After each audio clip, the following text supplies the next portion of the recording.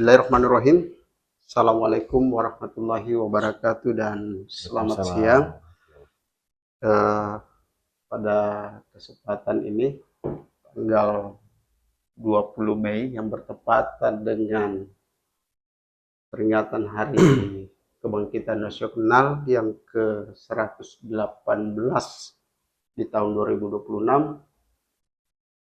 Pada saat ini kita juga melakukan podcast seri ke-9 dan saya Yudhistira Moin akan memandu podcast kita kali ini, yang dimana pada kesempatan yang sangat berbahagia ini kita kehadiran tamu yang di dunia kepemiluan tidak asing lagi buat kita semua. Di hadapan kita sudah hadir Bapak Wahyu Derajat. Beliau adalah tokoh pemuda dari wilayah Walmas, tepatnya dari Walendrang Utara, yang sukses menorehkan prestasi melalui kepemiluan dan berhasil mencatatkan namanya sebagai anggota Bawaslu Kabupaten Luwu di periode 2023-2028. Ya. Beliau ini adalah tokoh pemuda yang luar biasa. Masih muda, ya, kalau saya paling akrabnya memanggil beliau sebagai Mas Wahyu. Karena masih ya terlihat muda, kemudian agak manis-manis kayak wong Jawa gitu ya. Ya, selamat siang Pak Wahyu. Ya, selamat siang Pak Ode. Di kesempatan kita kali ini, di seri ke-9 podcast KPU Kabupaten Luwu, kita akan membahas materi tentang proses pilkada di tahun 2024 yang dihelat pada tanggal 27 November 2024, yang judulnya Pilkada Luwu dari zona merah menjadi zona hijau. Ya, memang teringat sekali ketika tahapan-tahapan pilkada Luwu ini dari berbagai sumber, hasil pengamatan dari pakar-pakar politik, pakar-pakar ya mungkin dari pihak APH juga, bukan hanya tingkat kabupaten, provinsi maupun pusat, itu mengklaim bahwa pilkada Luwu ini berada pada titik zona merah. Namun alhamdulillah setelah berjalan tahapan selama 10 bulan dan selesai pelaksanaan kegiatan, seluruh tahapan dilaksanakan, alhamdulillah riak-riak yang terjadi di KPU Luwu atau di Kabupaten Luwu ini boleh dikata ya tidak menyebabkan Luwu sebagai zona merah. Nah, kaitannya dengan Bawaslu, tentu juga sebagai penyelenggara memiliki peran yang strategis dan peran penting dalam menciptakan kondisi Luwu bagaimana sejuk pada tahapan-tahapan yang dilaksanakan di tahun 2024. Sehingga kesempatan ini di sesi ke-9 ini kami mengundang anggota Bawaslu Kabupaten Luwu, yaitu Pak Wahyu Derajat, sebagai Kordif atau Koordinator Divisi HP2H yang menangani tentang ya pencegahan, sosialisasi dan seterusnya. Saya kira untuk ini kira-kira peran aktif yang dilakukan oleh teman-teman dari Bawaslu, baik dari tingkat Bawaslunya, Panwascamnya maupun di tingkat desa, apa yang kiat-kiat yang telah dilakukan oleh pihak Bawaslu berserta jajaran ke bawah dalam menanggapi zona merah ini kemarin, sehingga zona merah ini alhamdulillah berubah menjadi hijau. Hijau. Ya, saya kira itu. Kira-kira apa kemarin Pak Wan? Silakan. Oke, bismillahirrahmanirrahim. Assalamualaikum warahmatullahi wabarakatuh. Waalaikumsalam warahmatullahi wabarakatuh. Alhamdulillahillazi binikmatihi tatimmus shalihat. Salatu wassalamu ala asyrafil makhlukat Sayyidina Muhammad wa ala alihi washabi sabiqina ilal khairat amma ba'd. Pertama-tama terima kasih karena telah mengundang kami dari Komisi Pemilihan Umum Kabupaten Luwu, mengundang kami sebagai anggota Badan Pengawas Pemilihan Umum Kabupaten Luwu untuk hadir pada siang hari ini dalam rangka podcast terkait soal beralihnya zona merah menuju zona hijau di tahapan Pilkada 2024 kemarin tentunya, dalam konteks integritas penyelenggara. Integritas penyelenggara. Terima kasih. Jadi pada awalnya memang sebelum saya menjadi anggota Bawaslu, saya sudah lama mendengar terkait soal Luwu ini adalah zona merah terkait soal penyelenggaraan baik itu di pemilu maupun di pilkada. Nah, barang tentu saya ingin menjadi pembeda di periode kami ini. Saya ingin beda. Kenapa beda? Apakah zona merah ini betul dia bersifat permanen atau bisa kita rubah menjadi zona hijau? Betul. Nah, ternyata itu bisa, dan kita buktikan bahwa di penyelenggara kemarin zona merah itu menjadi zona hijau. Walaupun misalkan di pemilu kemarin memang masih banyak kekurangan di integritas penyelenggara tentunya, tetapi di tahapan pilkada yang ada selisih waktu kurang lebih 1 tahun tentunya, kita banyak melakukan evaluasi. Jadi di perekrutan penyelenggara di tahapan pemilihan kepala daerah itu kita juga melakukan perekrutan pengawas kecamatan, tingkat kecamatan. Merekrut juga pengawas tingkat desa.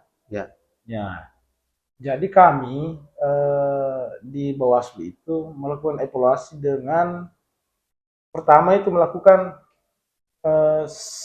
di tahapan seleksi itu kita mau dulu saring kembali mana penyelenggara di pemilu ini yang kira-kira mempunyai integritas kadar tinggi, sedang, dan memang kita anggap rendah.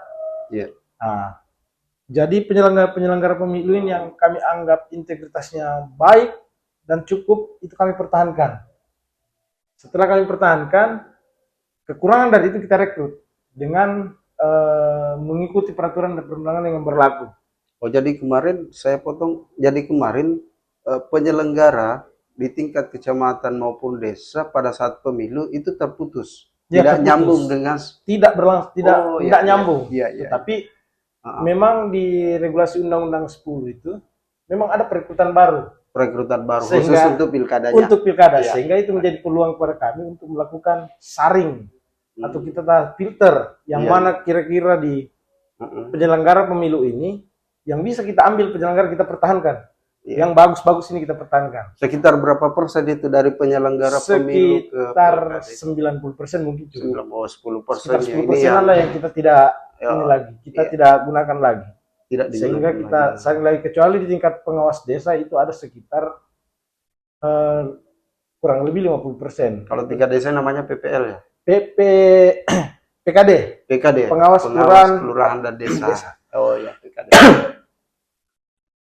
Setelah melakukan seleksi di tingkat pengawas kecamatan dan desa ini, kita melakukan peningkatan sumber daya manusia. Sumber daya manusia. Kita isi yang kurang, yang kemarin mungkin cukup, kita tambah pengetahuan dari sisi EQ, artinya sisi pengetahuan. Selain daripada itu, setelah melakukan pembinaan di bidang sumber daya manusia, tentu Bawaslu seperti biasanya selalu melakukan, kalau di Bawaslu itu dikenal dengan indeks kerawanan pemilu. Indeks kerawanan pemilu. pemilu. Indeks kerawanan pemilu ini kita melakukan mapping atau melakukan pengumpulan data terkait soal kerawanan-kerawanan pelanggaran proses di tahapan pilkada. Itu merujuk dari tahapan pemilu yang baru saja berlangsung dan 10 tahun pilkada dan pemilu yang telah berlangsung. Kita melakukan evaluasi. Ya, iya. Misal di kecamatan, misalkan di Lamasi misalkan. Kita evaluasi.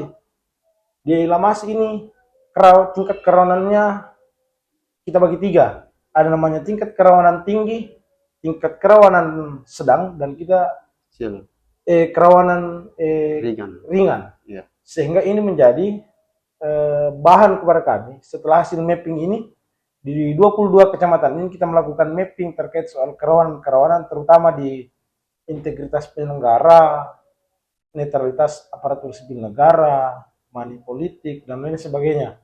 Sehingga setelah melakukan mapping ini, kita merumuskan kira-kira solusi apa yang akan kita lakukan. Karena kalau di Bawaslu itu, saya sapa Kak Ode saja karena saya sering memanggil beliau kakak, karena bagi saya beliau juga sekalipun umurnya dari saya mungkin lebih tua, tetapi saya tetap menganggap dia kakak. Kadang-kadang juga saya anggap guru. Di Bawaslu itu, pada prinsipnya Bawaslu itu memiliki 3 pekerjaan. Melakukan pencegahan, pencegahan pelanggaran. Terus setelah kita cegah, kita melakukan pengawasan, dan setelah itu kita lakukan yang namanya tindakan. Sekalipun memang dalam proses pencegahan yang ideal adalah penindakan yang efektif. Iya, betul. Nah, setelah mapping ini, kita petakan kerawanan di tiap-tiap daerah, baik itu kecamatan maupun desa. Setelah itu kita rumuskan kira-kira konsep pencegahannya seperti apa. Iya. Ya, setelah kita rumuskan, maka itulah yang menjadi bahan kami, sehingga memang dalam proses pencegahan itu memang ada 7 hal yang kami 7 hal yang menjadi sasaran pencegahan. Di antaranya memang salah satunya adalah penyelenggara pemilu, peserta pemilu, terus kemudian masyarakat, terus kemudian aparatur sipil negara, dan lain sebagainya, termasuk media sosial. Media sosial. Sekira itu. Saya kira ini yang paling rawan ini. Yang paling rawan ini memang media sosial, karena tidak bisa kita menafikan bahwa abstrak ya. Memang media sosial ini adalah media yang memang hampir semua manusia Indonesia menggunakan media sosial. Sehingga memang tidak bisa kita pungkiri juga di tahapan baik itu pemilu kemarin dan pilkada. Terkadang memang banyak berita hoax yang berkeliaran ke sana kemari di media sosial. Terus kemudian ada juga kampanye di luar tahapan itu lewat jaringan-jaringan media sosial. Tadi dikatakan bahwa hanya sekitar 90% dari penyelenggara khususnya di tingkat kecamatan atau Panwascam itu yang berhasil lolos pada penjaringan untuk menjadi Panwascam di tahapan pemilihan kepala daerah. Kira-kira yang 10% ini terdiri dari apa-apa saja ini sehingga dia masuk kategori tidak dapat dilanjutkan gitu. Kalau yang 10% ini memang tidak semuanya pada faktanya integritas. Bukan juga. Bukan total 10% integritas. Memang ada beberapa regulasi yang kemudian membuat mereka tidak bisa lagi untuk tidak bersyarat lagi. Ya, tidak bersyarat lagi untuk mendaftar. Contoh misalnya dia lolos menjadi P3K. Karena memang tidak bisa dipikir memang di mantan-mantan Panwascam kami, mantan-mantan pengawas kelurahan dan desa ini banyak yang lulus P3K.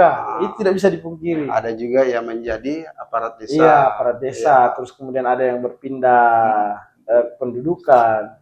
Dan memang ada yang memang kami anggap ragu dalam hal integritas karena kami tidak mau bercanda soal rekrutan seperti ini, karena memang kalau prosesnya benar, saya kira outputnya juga harus benar. Memang di situ agak sedikit ada perbedaan regulasi mungkin tentang proses perekrutan itu dari Bawaslu ke KPU. Kalau KPU sendiri, sepanjang Anda memiliki surat izin dari pimpinan, contoh misalnya ASN, PNS, P3K, aparat desa sepanjang Anda memiliki izin dari pimpinan, welcome. Iya. Bawaslu berbeda ya. Ya, regulasi itulah yang berbeda. Regulasi yang membuat kita berbeda. Karena memang syarat dengan kepentingan-kepentingan. Betul. Contoh misalnya ketika ASN, kemudian yang melanggar adalah pimpinannya. Itu apakah Anda mau proses atau tidak, sehingga saya kira sudah betul regulasi. Kemudian yang berikut, kira-kira di tahapan Pilkada 2024 khususnya ya, Pilkada 2024, kira-kira menurut Mas Wahyu ini, di tahapan mana ini yang paling krusial untuk melakukan pelanggaran dari kontestan calon ini, sehingga bisa membuatkan bahwa zona merah itu betul? Kira-kira tahapan apa itu yang menurut Bawaslu? Jadi kalau menurut pengalaman saya tentunya di semua tahapan memang sangat berpotensi terjadi pelanggaran proses pemilu. Tetapi kalau yang paling sangat paling rawan itu ada 2 tahapannya. Ini di tahapan kampanye dan di tahapan kampanye dan di tahapan pemberian suara atau pemungutan suara. Di sini yang paling rawan karena memang kalau secara kuantitas di Bawaslu, di tiap TPS itu kami hanya punya 1 orang pengawas di tingkat TPS. Malah kami sempat kemarin agak kewalahan karena di tiap TPS kalau saya tidak salah di tahapan pilkada itu sekitar 400 TPS. Ya, 400 orang per TPS. Nah, terkadang-kadang saya ini juga agak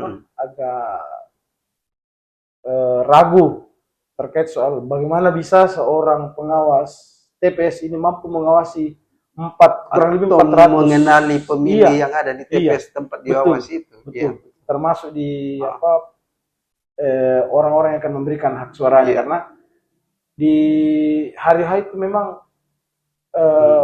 sangat rawan terjadi human error yang kadang terjadi, sehingga salah satu bentuk pencegahan kami kami mau tidak mau menggunakan dokumentasi termasuk di dokumentasi absensi, dokumentasi kegiatan selama di TPS, dokumentasi C plano, termasuk dokumentasi salinan C plano. C hasil dan salinan C hasil. Karena itu menjadi kewajiban penyelenggara di tingkat TPS untuk memberikan itu kepada penyelenggara Bawaslu di tingkat TPS pula. Sehingga itu bisa menjadi laporan, dan itu menjadi kewajiban untuk disampaikan ke Bawaslu secara berjenjang. Sehingga kekhawatiran kontestan itu tidak seperti dulu-dulu yang mungkin agak banyaklah kejadian-kejadiannya. Karena menurut saya, semenjak terbentuk KPU ini di tahun 2023, khususnya di Juni, itu KPU sudah melaksanakan 4 kali pemilihan kepala daerah. Itu mulai dari sejak tahun 2008. 2008. Kenapa 2008? Karena Bupati pada saat 2003 itu terpilih masih melalui DPR. Pemilihannya itu dilaksanakan di Palopo sebagai masih ibu kota Kabupaten Lu waktu itu, sebelum pemekaran Kabupaten Lu ini menjadi satu daerah otonom juga. Sehingga dari 4 kali pilkada yang telah terlaksana di Kabupaten Lu ini, memang ada beberapa contoh pilkada yang agak sedikit ekstrim memang menurut saya.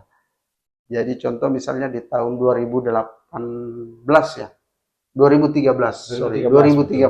ya, kita ingat sekali kejadian waktu itu. Kemudian di pilkada 2018 juga di proses tahapan pencalonan, agak ribut juga di situ. Tapi mungkin itulah bunga-bunga dari pilkada. Nggak ribut, nggak seru mungkin saat dulu ya. Dari Bunda Sulu. Ya. Kemudian di tahapan proses yang paling banyak laporan, Mas Wahyu, kira-kira yang masuk ke Bawaslu sebagai tindak pelanggaran dari pasangan calon, kira-kira di tahapan mana ini yang paling banyak laporannya? Iya. Kalau kembali melihat di pilkada kemarin, yang paling banyak masuk laporan itu di tahapan kampanye. Kampanye. Karena termasuk yang paling banyak masuk itu soal netralitas aparatur sipil negara ASN. dan netralitas kepala desa yang paling banyak laporan masuk. Kepala desa ini. Sehingga malah ada, kalau kurang tidak salah kemarin ada juga kemarin baru keluar hasilnya dari Komisi Aparatur Sipil Negara kemarin terkait soal sanksi aparatur sipil negara yang dianggap berpihak ke salah satu calon. Iya. Sekalipun dalam proses pidananya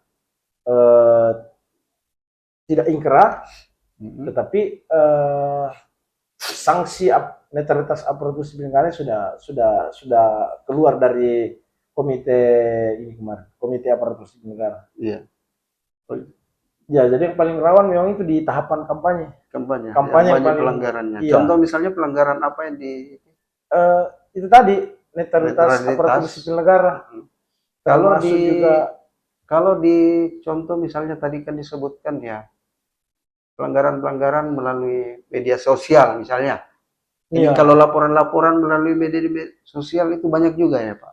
Kalau pelanggaran kampanye di media sosial itu yang paling banyak. Kemarin juga ada beberapa laporan yang masuk di Bawaslu terkait soal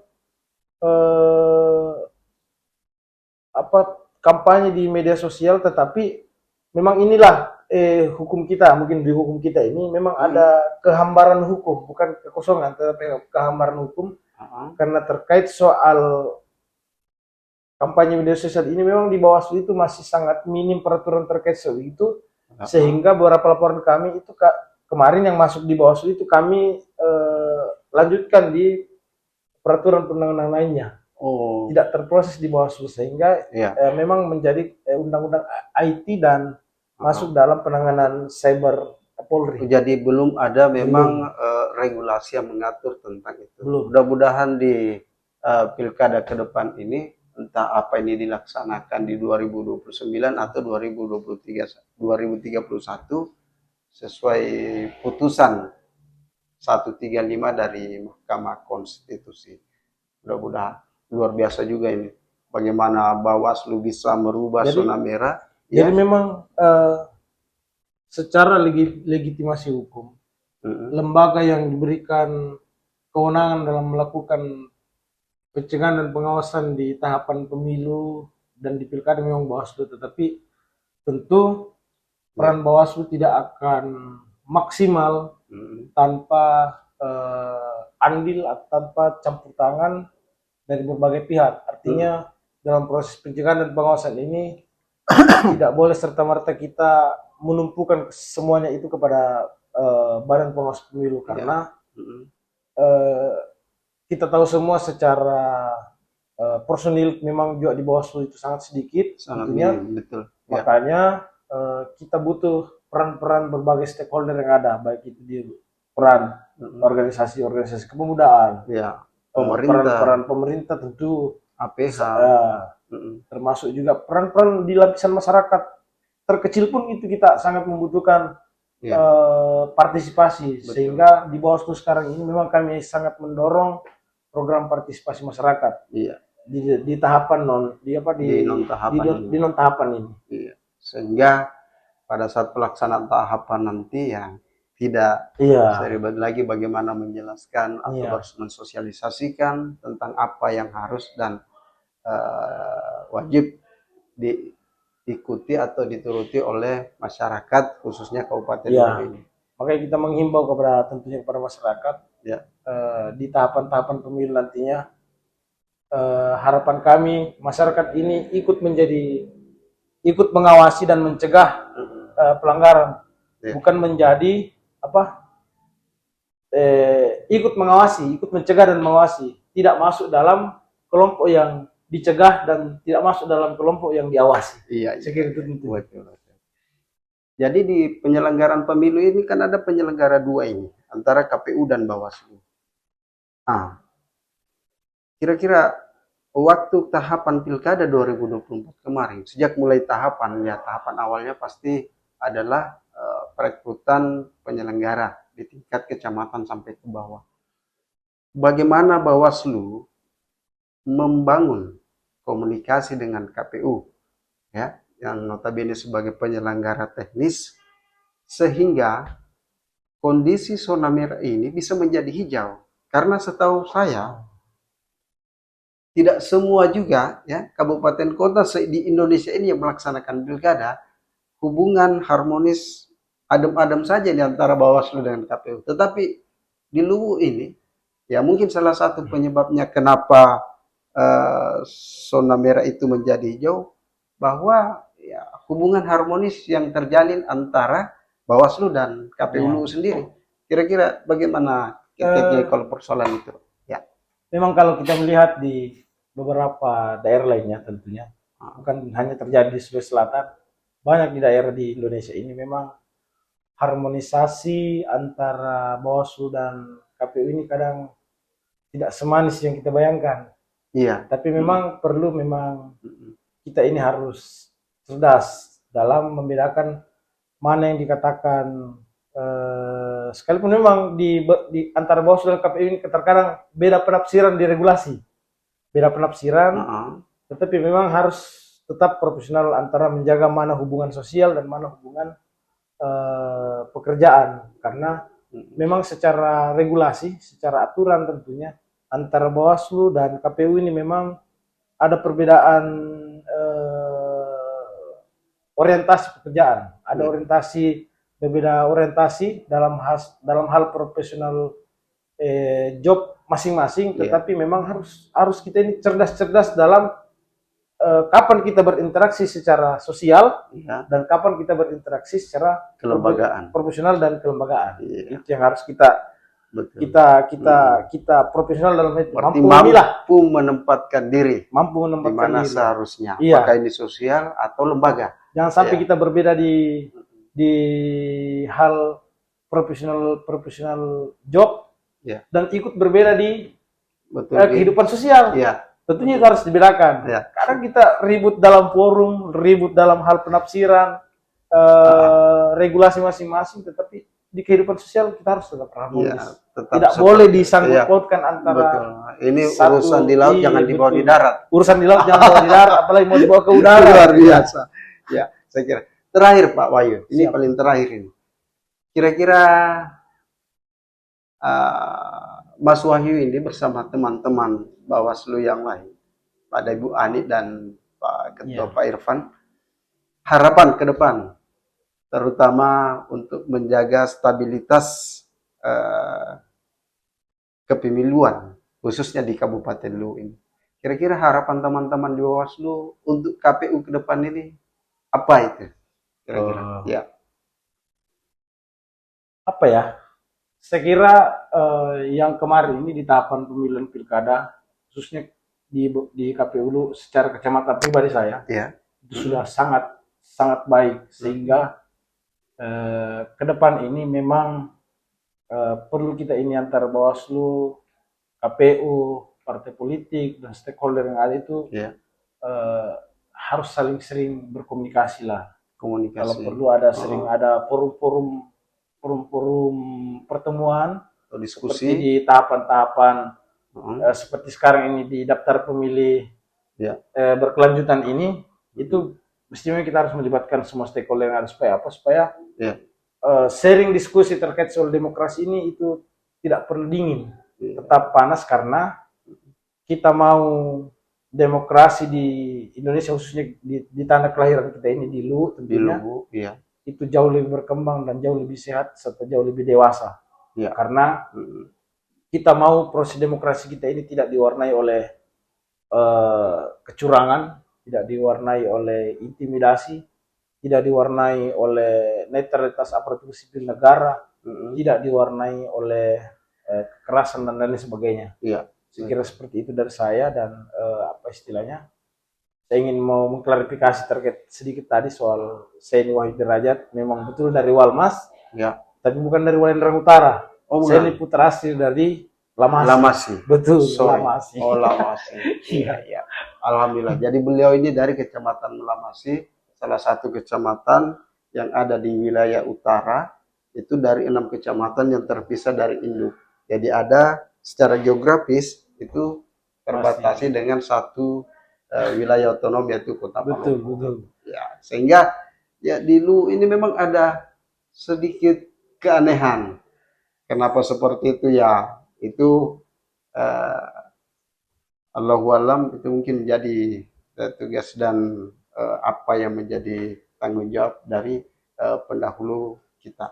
Tapi memang Kak, kalau Ya. memang tidak bisa dipungkiri, kami ini beberapa anggota KPU juga tentunya, Ya, dan anggota Bawaslu memang banyak dari, untuk di Prodi ini memang ada beberapa orang agak lebih Ya. banyak dari Walmas. wilayah utara. Iya, sekalipun jarak Walmas. antara rumah ini berpuluh-puluh kilometer sampai di ibu kota kantor kita ini di Belopat, itu bukan berarti bahwa jarak ini menjadi halangan atau mengendurkan semangat kami untuk tetap, Masya Allah. iya, untuk tetap bagaimana memperjuangkan demokrasi kita di tanah luar ini. Hidup. Ya.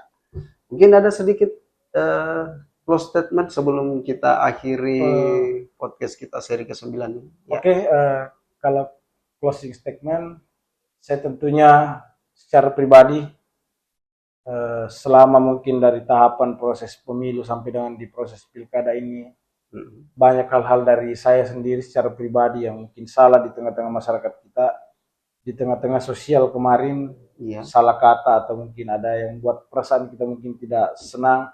Saya mohon maaf yang sebesar-besarnya. Dan kedua, di closing statement saya ini, saya berharap ke depan ini dalam proses mencegah dan mengawasi proses pemilu dan pilkada ini, mari kita sama-sama mencegah dan mengawasi. Karena kalau bukan kita, siapa lagi tentunya. Karena seperti yang saya katakan tadi, dalam proses pencegahan dan pengawasan, tentu Bawaslu tidak akan mampu kalau Bawaslu hanya berdiri sendiri. Kita butuh seluruh peran dan lapisan stakeholder yang ada, mulai dari partai politik, dari peserta, dari simpatisan, dari tim, sampai dengan seluruh lapisan masyarakat. Untuk ayo mari sama-sama kita awasi dan cegah pelanggaran-pelanggaran atau potensi pelanggaran yang akan terjadi di proses pemilu dan pilkada ke depan. Luar biasa saya kira. Ya, jadi dukungan Bapak Ibu semua yang sempat melihat podcast seri 9 ini menjadi harapan dari teman Bawaslu bagaimana tahapan bisa terlaksana, sehingga bukan hanya merubah zona merah menjadi hijau, tetapi di awal tidak ada zona merah yang timbul, baik itu secara perspektif dari pihak-pihak yang berkompeten untuk memberikan persepsinya. Sehingga di akhir dari podcast kita di seri 9 ini, satu hal yang menjadi catatan kami, bahwa berubahnya zona merah menjadi hijau adalah itu dikarenakan tingkat komunikasi dan menyamakan persepsi tentang regulasi-regulasi, sehingga tidak ada perbedaan pandangan tentang regulasi baik di pihak KPU maupun di pihak Bawaslu. Sehingga ketika ada perbedaan itu, ini menjadi acuan bagi teman-teman penyelenggara, baik itu pihak Bawaslu maupun pihak KPU, untuk melakukan duduk bersama atau diskusi tentang bagaimana penafsiran regulasi yang ada. Saya kira itu. Makasih banyak terima kasih juga Wahyu Derajat terima kasih dari Bawaslu yang telah menyempatkan diri di tengah saya kira kesibukan di Bawaslu, masih menyempatkan diri untuk menghadiri undangan kami dalam pelaksanaan podcast ke seri 9. Akhirnya kami berdua, Pak Wahyu, saya Yudhistira Muin, undur diri dari hadapan teman-teman pemilih. Ayo semangat, mari junjung tinggi integritas dalam pelaksanaan pilkada atau pemilu berikutnya. Wabillahi taufiq wal hidayah. Wassalamualaikum warahmatullahi wabarakatuh dan selamat siang.